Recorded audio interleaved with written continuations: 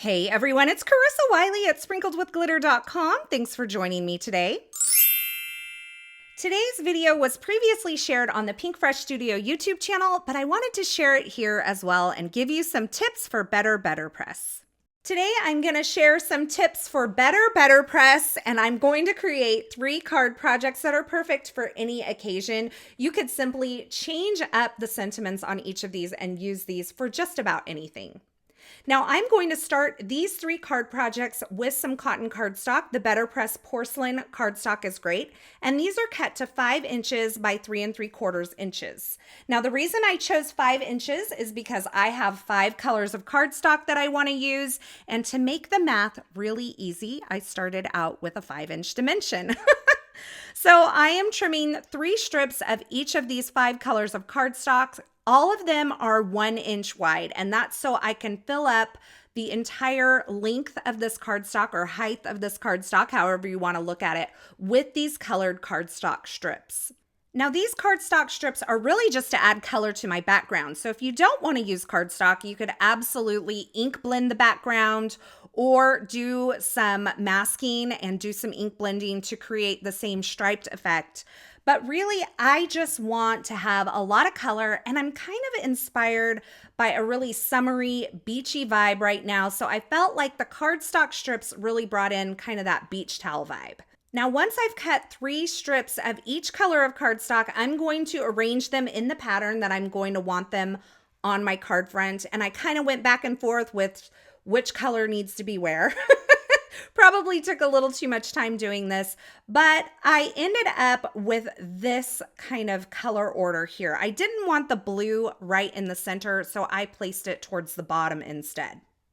Now I'm going to take these colored cardstock strips and I'm going to adhere them to the Betterpress cardstock. I'm using some tape runner adhesive, and I am making sure that I line up the top and the corner of this first strip with that pre-cut Betterpress cardstock. Now, why am I adding this onto Betterpress cardstock? I know you're probably wondering. The reason is that when I press onto colored cardstock, because it doesn't have that cottony, fibrous makeup, it doesn't give me a really deep pressed impression. So you don't really you get more of a stamped look instead of a pressed look. And I really wanted these to have a pressed look. So by adding the Betterpress cardstock behind my colored cardstock, it gives the colored cardstock kind of that padding, that cushion, that cottony texture that it really needs to kind of press that image into the cardstock. Now you can press directly on to colored cardstock, but you're going to get, as I mentioned, more of a stamped look than a pressed look. So if you really want that quilted, pressed, faux letterpress look, I recommend adhering your colored cardstock onto a piece of Betterpress cardstock before you do your pressing. Now I'm showing you another one of these panels because on the second panel, I actually added my tape runner to the Betterpress cardstock. Now this kind of has a few drawbacks, and that is because this cardstock is so cottony and fibrous, which allows it a really nice pressed image, sometimes your tape runner can peel up the corners, which it absolutely did. But you'll see that actually placing these strips onto that pre-adhesived panel really made this part very quickly. But because that cardstock, as I mentioned, has that cottony fibrous finish, it does kind of pull up when you're using your tape runner on it. So just be careful if you choose to do it this way. Now, once I've added all of my strips onto those 3 panels that I created ahead of time, I have some excess. I like it that way. I would prefer to trim it down afterwards so that I make sure everything's nice and squared up. I'm just going to take this to my trimmer and trim off any excess. If I have any white showing on the bottom, I'm going to trim that down as well. So you can see I have my 3 panels here. They look just like beach towels, don't they? And now I'm going to start with my Betterpress platform. So the base of this platform is called the Chase. And if you lift up this magnetic mat that is in the Chase, it's designed to be removable and replaceable. You will find that you actually have 3 Mylar shims underneath that magnetic panel. And that's on purpose. That's so you can adjust the pressure of your Betterpress.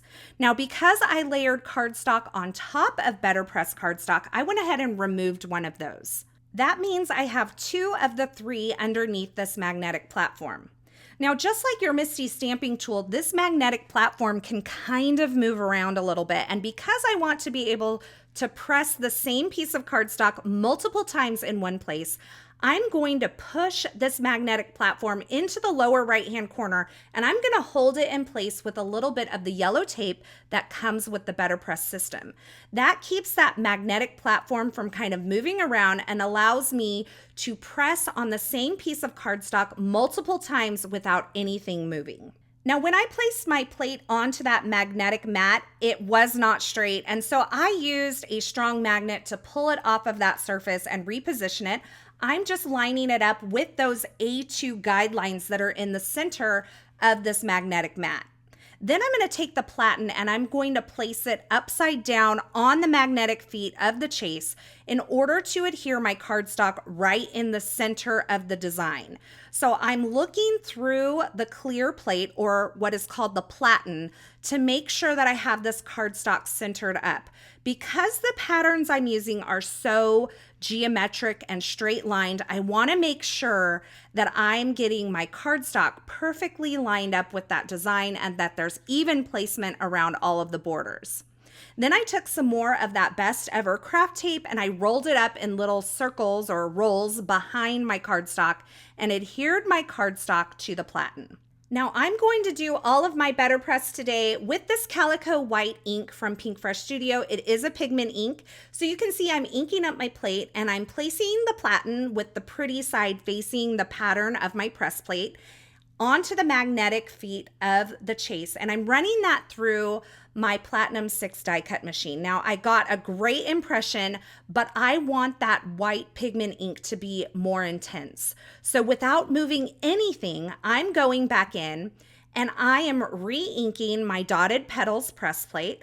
I'm replacing the Platen onto the chase and then running that back through my Platinum 6 die cut machine. Now, because I have that magnetic mat taped into place and because I didn't touch my plate as far as moving it around, I'm able to repress this piece of cardstock and get a really bright, white, vibrant image onto this colored cardstock. Now, I'm going to repeat this process with 2 more press plates. I use the Ornate Trellis press plate background, which does have a coordinating die, by the way, and also the Berries and Blossoms press plate background, which also has a coordinating die. Now, when you're cleaning up your chase, your Platen, and your press plates, you can just use a baby wipe or a cloth spritzed with some water. If you have some stubborn inks, you may use a gentle stamp cleaner.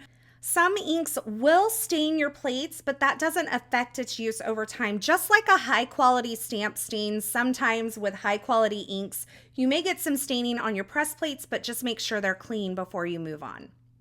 Now, because that's a pigment ink, I went ahead and heat set that so I wasn't smearing white all over the place. And now I have a few press plate sentiments here on the magnetic mat of my chase. I'm inking them up in some Pinkfresh Studio dye ink and passion fruit, and I'm pressing those on to some Porcelain Betterpress cardstock. And then I will use the coordinating dies to die cut all of these sentiments. Now, I have to say that most inks that I have tried with my press plates seem to work really well, so don't be afraid to try the inks that you may have in your stash to create different colors or different looks with your pressed backgrounds. Now I'm taking the notched rectangle frames and I'm running this through my die cut machine using some white cardstock. I've die cut 3 of those because I'm making 3 cards. I'm also going to die cut 3 of these banners using the basic banners die set. This has a stamp that coordinates with it as well. And I'm going to set those aside. I've die cut those from some pink and some gold cardstock. Now I felt like these cards needed some sort of image. I'm doing something really crazy here. I just wanted the vine of this really long one-piece stamp. This is the Fluttering Butterflies stamp set. It has a coordinating washi set, but I only wanted that vine that was on the top. So I kind of wrapped this long stamp around a larger block that I had, and I inked up the area that I wanted. I stamped it onto some vellum using some Versamark ink, and then I sprinkled on some white embossing powder, shook off the excess, and heat set that, and that seemed to work just perfectly. I was kind of hesitant to use my Misty stamping tool because this stamp is just a tiny bit long for the Misty, and I wanted to make sure that these vines stamped well. So I stamped those 3 times onto this vellum, heat set those, and now I'm taking the coordinating die and lining it up with that vine at the top and die cutting these 3 leaf elements for my cards. And now it's time to assemble my cards. Now I'm adding a little bit of liquid glue to the back side of this pink banner, and I'm placing it over this gold banner at a slight offset. And I'm going to take my vellum leaf here and add that onto my notched rectangle. I will take my sentiment, which I did stack up with a couple extra layers, and place that onto the banner. And then I used foam adhesive to adhere the banner over the top of that notched rectangle. And let's just be real, I used foam adhesive on everything because I like dimension. I think it just adds so much life to a card. Now I finished off each of these cards with some gold metallic pearls from Pinkfresh Studio. I'm just placing them on using a little bit of liquid adhesive and my dual tipped embellishment tool. And that completes my 3 card projects featuring some tips for better Betterpress. And I think my favorite thing about all 3 of these cards is that they're perfect for any occasion. You could really change up the sentiment and maybe that leaf element that I used here to create cards for anything. So I have one that says your kindness means so much, one that says thank you, and one that says celebrate. And I have a few cards in my stash for upcoming occasions. Simple cards like this are perfect for creating these simple sets. They come together very quickly, and it allows you to use a few different things for your stash, but not recreate the wheel each time you're creating these cards. Now, as always, I will have links to the featured products used in these projects in the description at YouTube. So if you're looking for something in particular, be sure you check there. I want to say thank you so much for stopping by and hanging out with me today. I hope you enjoyed these projects. I hope you got some tips for some better Betterpress, and I hope you enjoyed this video. If you did, be sure to give this video a thumbs up, and don't forget to subscribe and turn on the notifications here so you don't miss any of the fabulous paper crafting and card making video tutorials shared. Let me know in the comments below which of these 3 backgrounds is your favorite. Thanks again for watching, and until next time, I hope you have a fabulous day.